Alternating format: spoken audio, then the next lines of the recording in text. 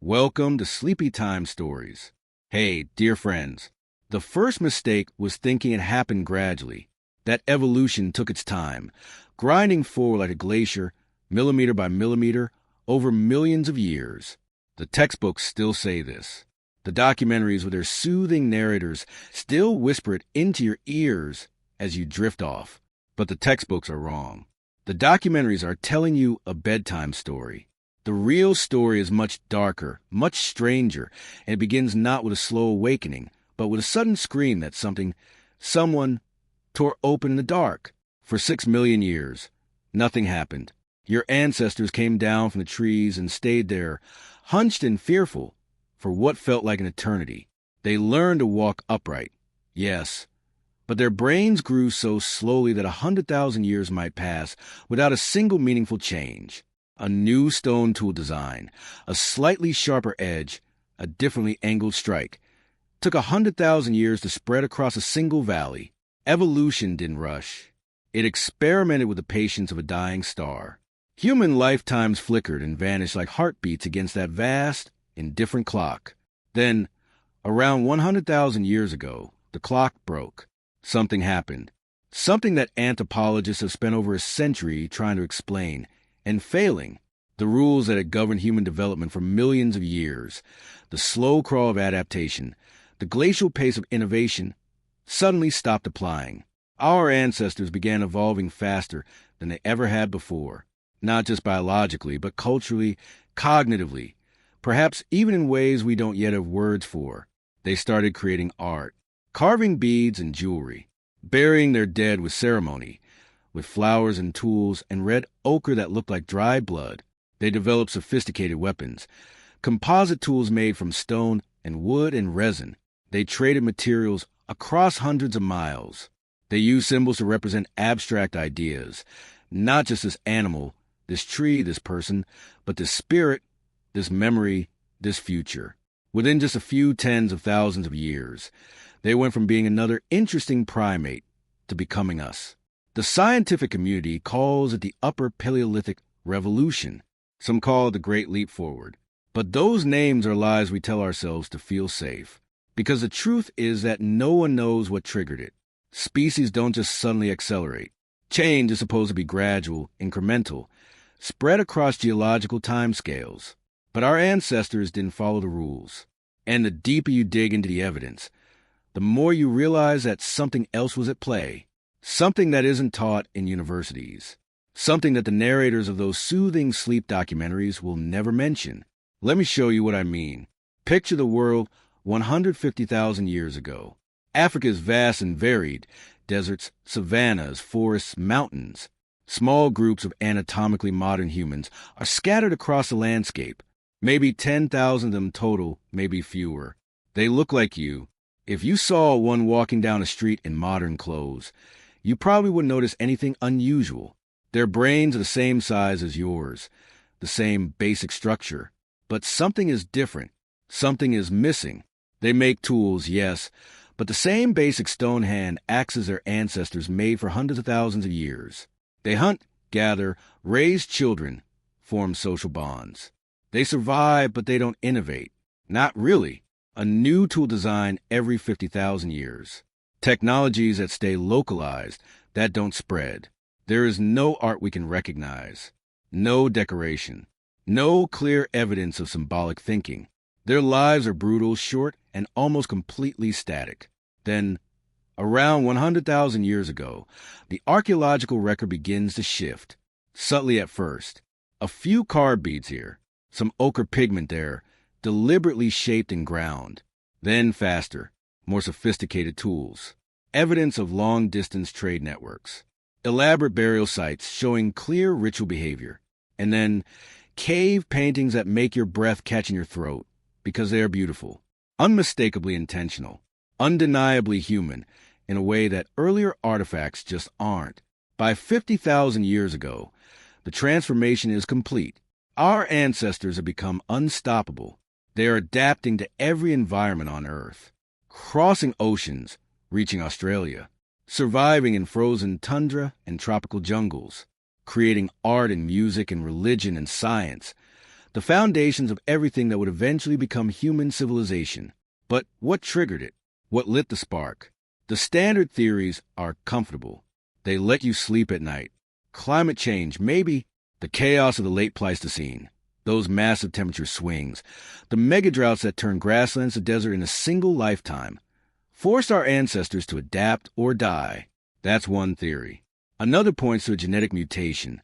Some small change in a gene like FOXP2 or one of those human accelerated regions that rewired the brain and made complex language possible. Still another argues for social dynamics. A critical mass of population that allowed ideas to spread and build on each other like never before. These are all good theories, plausible theories, and they are almost certainly incomplete because they leave out the one thing that none of the researchers want to talk about, the bottleneck. You've heard of it, maybe? That period around 900,000 years ago when the human population crashed to just a few thousand breeding individuals. Some geneticists say it was even smaller, perhaps as few as 1,200. For 117,000 years, our ancestors teetered on the edge of extinction. 1,000,000 years ago, there were probably around 100,000 human ancestors scattered across Africa. Then, for reasons that are still hotly debated, the numbers plummeted. Droughts, volcanic winters, some catastrophic ecological collapse. The details are lost. What matters is what happened during those 117,000 years of desperate clinging to life. Natural selection didn't just act on physical traits. It acted on something deeper, something that would only reveal itself tens of thousands of years later, when the climate finally eased and the survivors began to spread. Here is the hidden truth that no one tells you. During that bottleneck, the human brain changed, not in size, that had already increased gradually over millions of years, not in basic structure. The same lobes and folds were already present. What changed was the wiring, the connectivity, the way different regions of the brain began to talk to each other. Think of it like this. Before the bottleneck, the human brain was like a powerful computer running only its most basic operating system. All the hardware was there, but the software hadn't been installed. Then came 117,000 years of relentless, brutal selection pressure. Only the individuals who could think more flexibly, who could imagine solutions to problems they had never seen before, who could hold in their minds a memory of a water source they had visited once, 3 years ago, and navigate back to it across a landscape that had completely changed. Only those individuals survived. Their children inherited not just their genes, but their neural patterns, their enhanced ability to see connections where others saw chaos, their strange, almost eerie talent for symbolic thought. But here is where the story takes its most unsettling turn. There is evidence, controversial, suppressed, whispered about in the corners of anthropology conferences, that the bottleneck did something else, something that looks almost like intervention. When you examine the rate of genetic change during that 117,000-year period, it doesn't follow the normal patterns of natural selection. The mutations that appear in our genome aren't the slow, steady accumulation of random errors filtered by survival. They cluster. They appear in bursts in specific regions of the genome associated with neural development, synaptic plasticity, and what scientists euphemistically call cognitive flexibility. It looks less like evolution and more like someone or something was rewriting the code. Consider the human accelerated regions. HAR1, for example. In chimpanzees and gorillas, this stretch of DNA has remained almost unchanged for tens of millions of years. In humans, it accumulated 18 specific mutations in just a few million years, a rate of change that defies every statistical model of neutral evolution. Something forced those changes. Something selected for them with a ferocity that we see almost nowhere else in the genome. And the function of HAR1? It is active in the developing brain, specifically in the organization of the cerebral cortex, the wrinkled outer layer where planning, language, and abstract thought reside. Then there is FOXP2, the so-called language gene. Neanderthals had the exact same version we do. That means the mutations that enable complex speech appeared before a lineage split from theirs, which geneticists now estimate happened somewhere between 800,000 and 400,000 years ago, right in the middle of the bottleneck. The same mutations appearing in two separate lineages, at roughly the same time. Coincidence? Natural selection acting on both populations in parallel? Or something else? I am not saying that aliens came down and rewrote our DNA. I am not saying that some ancient intelligence intervened in human evolution. I am saying that the standard models don't fit the data. The timing is too precise. The rate of change is too rapid. The clustering of mutations in brain-related genes is too statistically improbable to be explained by random chance alone. And the more we learn about the bottleneck, the stranger the picture becomes. Because here is what else happened during those 117,000 years. The human population didn't just shrink, it fragmented. Small groups scattered across Africa, isolated from each other by vast stretches of uninhabitable desert and savanna. In each of these refugia, evolution took a slightly different path. Different mutations appeared. Different cognitive strategies emerged. Then, when the climate improved and the barriers between these groups dissolved, they came back together. They interbred. They exchanged not just genes, but ways of thinking, ways of seeing the world.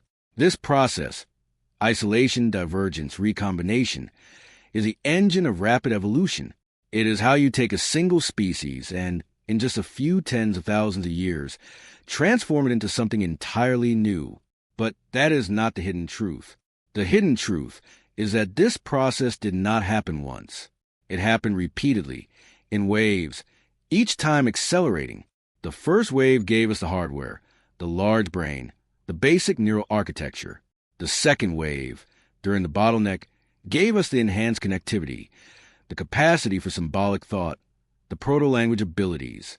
And then, around 100,000 years ago, something triggered the third wave, something that took all that latent potential and switched it on.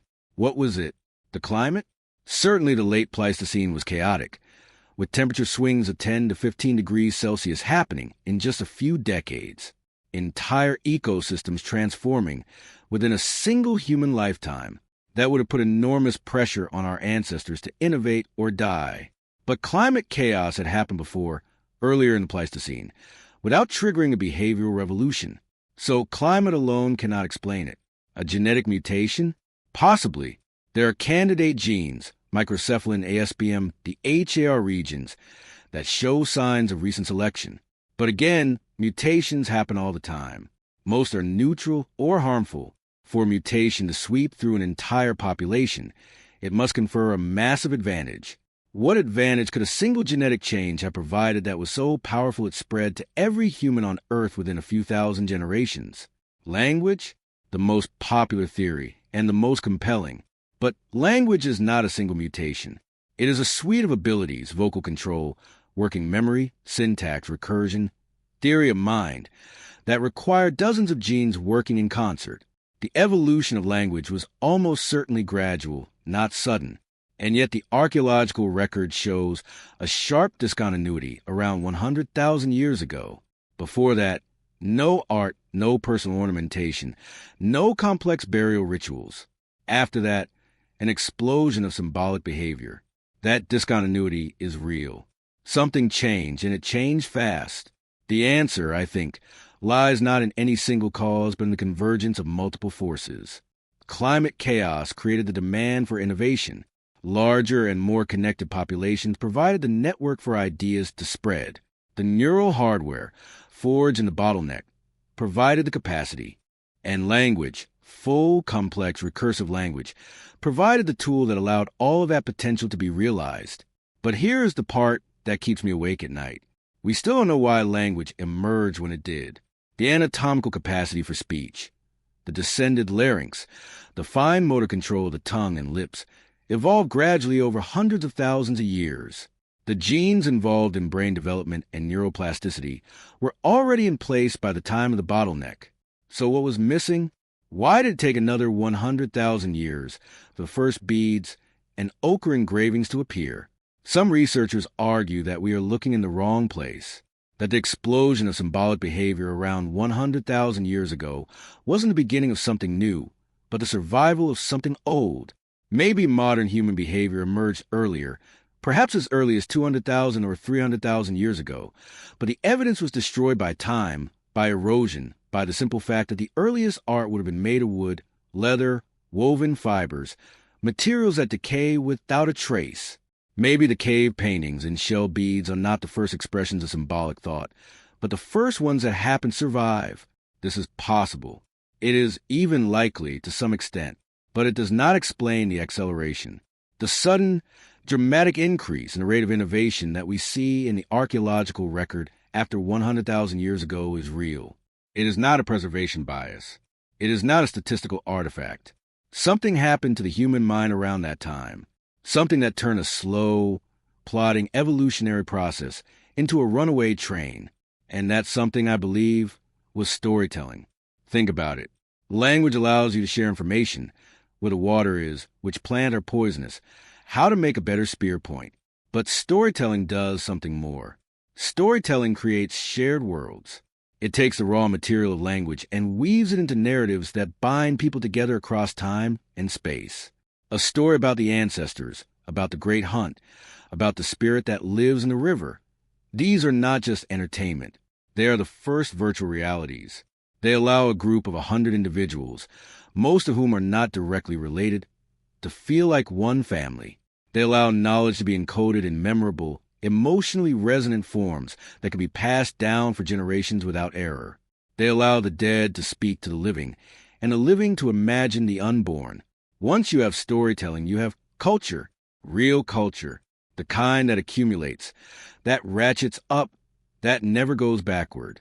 Because once a story is told, it exists outside any single mind. It can be repeated, modified, improved. It can travel from group to group across vast distances, carrying with it not just information but identity, morality, purpose. The first storyteller was probably not a shaman or a chief. It was probably just someone sitting around a fire, unable to sleep, watching the shadows dance on the cave wall. Someone who started making sounds, not just the practical grunts and gestures of hunting coordination, but rhythmic, melodic sound that felt good in the mouth. Someone who realized that those sounds had called to mind a thing that was not there. A mammoth seen earlier that day.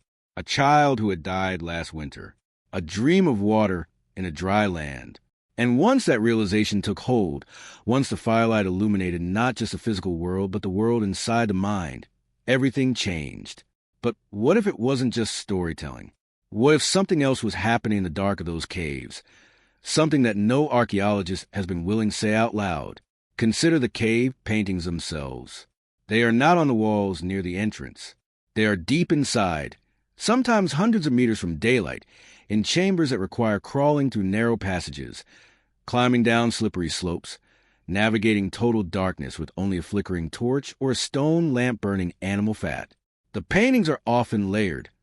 One image painted over another, over centuries. And many of them are in places where the human voice produces strange echoes, where drumming on a certain stalactite makes the whole chamber resonate. These were not galleries. These were not classrooms. These were something close to theaters of the mind, or perhaps something even stranger. The French prehistorian David Lewis Williams spent decades studying the cave art of Europe and comparing it to the trance art of modern hunter-gatherers like the Sand people of southern Africa. He noticed something striking. Many of the geometric signs in the caves, the dots, the zigzags, the grids, the nested curves, are identical to the visual hallucinations that people report in altered states of consciousness. These are not random patterns. They are what the human brain sees when it enters certain neuropsychological states, regardless of culture or time period. Stage 1, geometric forms. Stage 2, attempts to make those forms into recognizable objects. Stage 3, full-blown hallucinations of animals, monsters, or human figures, often merging with the cave wall itself. Now consider this. In many traditional societies, the people who enter these altered states are specialists, shamans, healers, visionaries. They do it through drumming, dancing, fasting, sleep deprivation, or the use of psychoactive plants. They do it to gain knowledge, to heal the sick, to communicate with spirits, to ensure successful hunts. And they often do it in darkness, in places that amplify sound and disorient the senses, like caves. What if the upper Paleolithic revolution was not just about making art? What if it was about changing consciousness itself? What if the first artists were not decorators but explorers, mapping the hidden landscapes of the human mind and bringing back images that had never been seen before, because no one had ever gone that deep?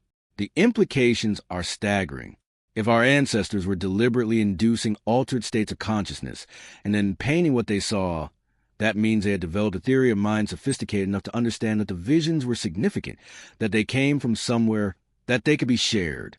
It means they had developed techniques for entering those states, techniques that would have required experimentation, collaboration, and the transmission of knowledge across generations.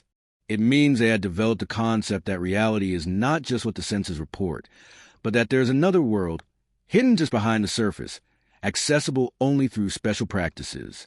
That is not a small leap. That is a revolution. And it gets stranger.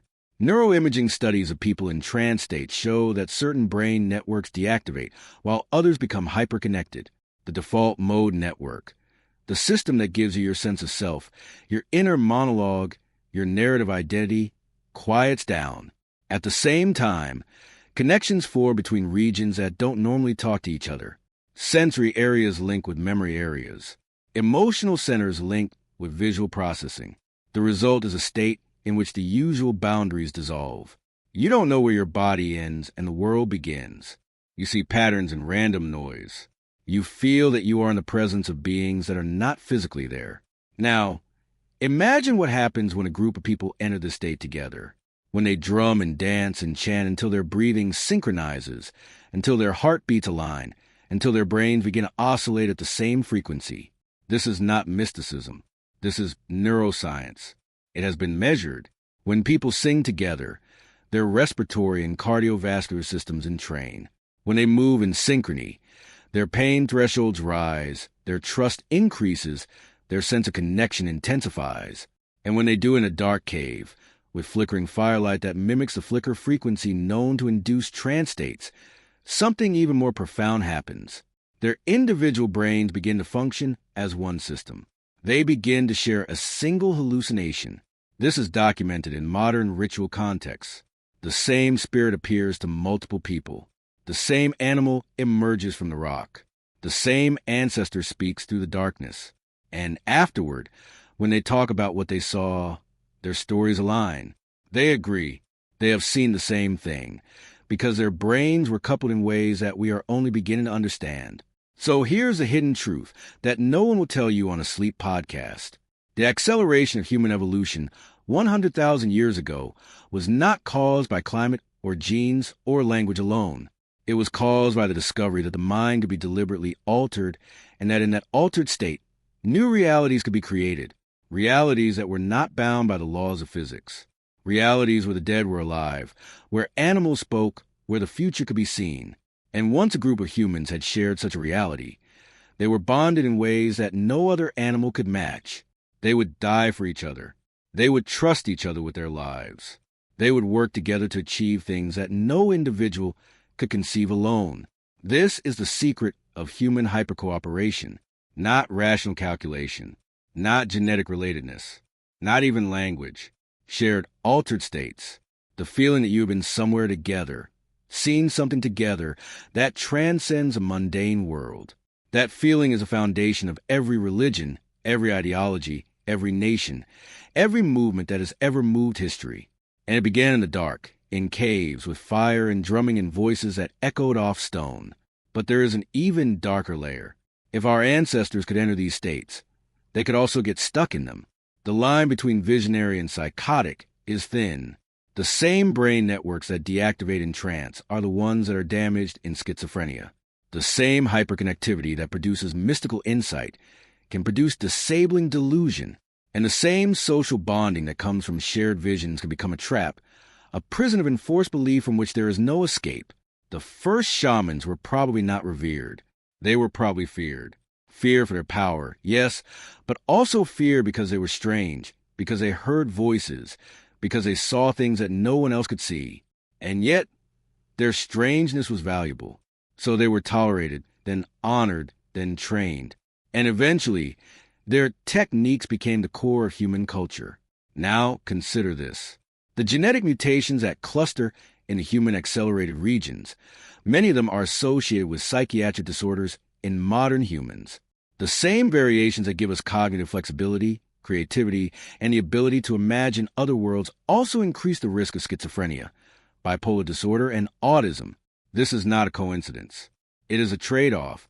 Evolution selected for brains that could enter altered states, that could see patterns where none exist, that could hear voices and attribute them to spirits, because in the environment of Pleistocene, that ability saved lives. The group of the shaman who could predict the migration of the herd, who could diagnose the cause of a child's fever, who could resolve a social conflict by invoking the ancestors. That group survived. The group that stuck strictly to the evidence, that refused to see what wasn't there, that group starved. We are the descendants of the hallucinators, the pattern seekers, the voice hearers, and we have inherited not just their genes, but their vulnerability. The question that no one asks is this: what if the acceleration is not over? What if the same forces that drove the Upper Paleolithic Revolution are still driving us, right now, into another transformation that we cannot see because we are inside it? What if the internet is just another cave wall, and the glowing screens are just another fire, and the stories we tell ourselves about artificial intelligence and virtual reality and the singularity are just the latest version of the shaman's vision? Think about it. We spend hours every day in states of altered consciousness, not through drumming or fasting, but through scrolling, through clicking, through watching. The flicker of the screen, the endless stream of novel information, the constant switching of attention. These are not neutral. They change your brain chemistry. They change your neuroconnectivity. They change the way you perceive reality. And the companies that design these technologies know this. They hire neuroscientists to optimize the flicker, to maximize the dopamine hit, to keep you in a trance as long as possible. You are not scrolling. You are being drummed. And what are you seeing? Not cave paintings of bison and mammoths, but images that are just as powerful, just as symbolic, just as capable of rewiring your brain. The face of a stranger who might hate you. The photo of a meal that you will never eat. The memory of a celebrity who died before you were born. These are the new spirits. These are the new ancestors. And they are not painted on stone. They are beamed directly into your visual cortex, bypassing the world, creating a reality that exists only inside the network. The acceleration that began 100,000 years ago has not slowed down. It has sped up, and we are no more in control of it than the first storyteller was in control of the fire that cast his shadow on the cave wall. There is another possibility, a darker one, something that the genetic data hints at, but never says directly. Remember the bottleneck. The population crashed around 900,000 years ago. The sudden appearance of new mutations in brain-related genes. The rapid selection for cognitive traits. Now consider this. What if the bottleneck was not caused by climate? What if it was caused by something else? Something that attacked only our ancestors? Something that selected for a specific kind of mind? The fossil record shows that around 900,000 years ago, the human lineage underwent a massive reduction in population. But it also shows that other large mammals in Africa did not experience a similar crash. The climate was changing, yes, but it was not changing so dramatically that only humans were affected. So what killed off almost all of our ancestors? What reduced the population of perhaps 100,000 individuals to just a few thousand and kept them there for over 100,000 years? There are theories. A supervolcano eruption, maybe, that created a volcanic winter lasting decades. But the timing doesn't match perfectly. A megadrought, perhaps, that turned the African continent into a desert. But again, other species survived.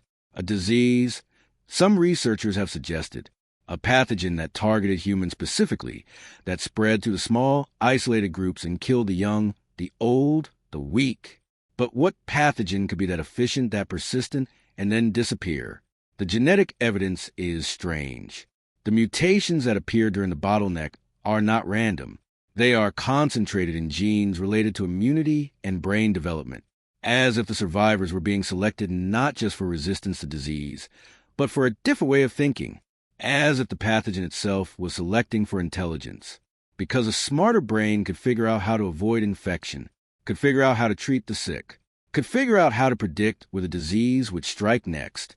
Now imagine this, a disease that attacks the brain, A virus or a prion or something else that crosses into human populations from an animal reservoir. It kills most of the infected, but those who survive are changed. Their brains are rewired. New connections form. Old connections dissolve. They see patterns that others cannot see. They hear voices. They become, in a sense, a new kind of human. And their children inherit not just their immunity, but their neural architecture. Is this possible? Yes. It is not even controversial. There are diseases today, toxoplasmosis, for example, that alter behavior in permanent ways. There are viruses that integrate into the human genome and affect brain development. There are prion diseases that can lie dormant for decades and then destroy the mind. It is entirely plausible that a pathogen swept through human populations during the Bottleneck, killing the majority, and leaving behind a remnant that was smarter, more creative, more socially connected, and more prone to altered states of consciousness. And what if that pathogen is still with us? What if it isn't our DNA, a ghost in the machine, shaping our thoughts and behaviors in ways we do not understand? What if the acceleration of human evolution was not an accident but an infection? This is speculation. I am not claiming it is true, but I am saying that the evidence does not rule it out. And the fact that no one talks about it, that it is absent from every textbook and every documentary, makes me wonder what else they are not telling us. Let me take you back to Blombo's cave in South Africa. 75,000 years ago, a group of humans is living on the coast, eating shellfish, hunting game, doing all the normal things, and they are also engraving ochre, beautiful, deliberate patterns of cross-hatch lines, and they are stringing shell beads, wearing them as ornaments, and they are doing something else, something that the archaeologists found but did not understand at first. They are grinding ochre into a powder and mixing it with bone marrow and charcoal and a liquid, probably urine or plant sap, to make a paint that they use on their bodies, on their tools, on the walls of their shelter. A paint that was not just decorative but symbolic. Red, the color of blood, the color of life, the color of transformation. Now, consider what it means to make red paint. You have to find the ochre, sometimes from a source miles away. You have to grind it, which takes hours. You have to mix it with binders, which requires experimentation. You have to apply it to something, which requires intention. And you have to know what it means. You have to have a story about it. The ochre is the blood of the earth. The red is the color of the ancestors. The paint will protect you or heal you or connect you to the spirits. Without the story, the paint is just dirt. With the story, it is magic. The story is what matters. The story is what turns a rock into a symbol. And the story is what turned a clever ape into a human. So here we are 100,000 years later, or 75,000 or 50,000. The dates blur, the evidence fades, but the story continues. We are still telling stories. We are still making symbols. We are still entering altered states and bringing back images that we paint on the walls of our caves, which are now called movie theaters and museums and smartphone screens. And we are still evolving, not through genes anymore, not primarily, but through the stories we tell. The story of democracy, the story of markets, the story of progress, the story of the self. These are not real. They are fictions. But they are fictions that shape reality, that bind us together, that make us capable of things that no individual could achieve alone. The acceleration of human evolution 100,000 years ago was not a mystery to be solved. It was a threshold to be crossed. And we crossed it. We became the species that lives inside its own imagination. And that imagination, that shared hallucination, has carried us in the savannas of Africa to the edge of the stars. But there is a cost. There is always a cost. When you live inside a story, you cannot see its seams. You cannot see that the story is a construction. You believe it is reality. And that belief, that commitment, that willingness to die for a fiction, is both our greatest strength and our greatest danger. Because stories can be wrong. Stories can be evil. Stories can lead you to destroy everything you love in the name of something that does not exist. The first storyteller did not know what she was unleashing. She was just trying to comfort a child, or impress a lover, or make sense of a dream. But she opened a door that cannot be closed. And we are still walking through it. into a future that we are imagining even as we go. Now, as you lie here in the dark, listening to a voice that is not quite real, coming from a device that would have been unimaginable to those ancestors, consider this. You are not just hearing a story. You are participating in the oldest human ritual. You're sitting around the fire in the dark while someone speaks, and your brain is changing just a little as you listen. New connections are forming. Old patterns are shifting. You are being told a story about who you are and where you came from, and that story is becoming part of you. That is what stories do. That is what they have always done. So choose your stories carefully. They are not just entertainment. They are evolution. And the next threshold is already in sight. What will we become when we learn to tell stories directly to each other's brains? When there is no distance between the teller and the listener, no translation needed, no language barrier, no misunderstanding. When the story is not heard but experienced, not imagined but lived, that is coming. It is coming faster than you think. And when it arrives, the acceleration that began 100,000 years ago will look like a crawl. But that is a story for another night. For now, let the fire die down. Let the shadows settle. Let the ancestors rest. And let yourself drift as they did into the dark where the stories wait. Good night, sweet dreams.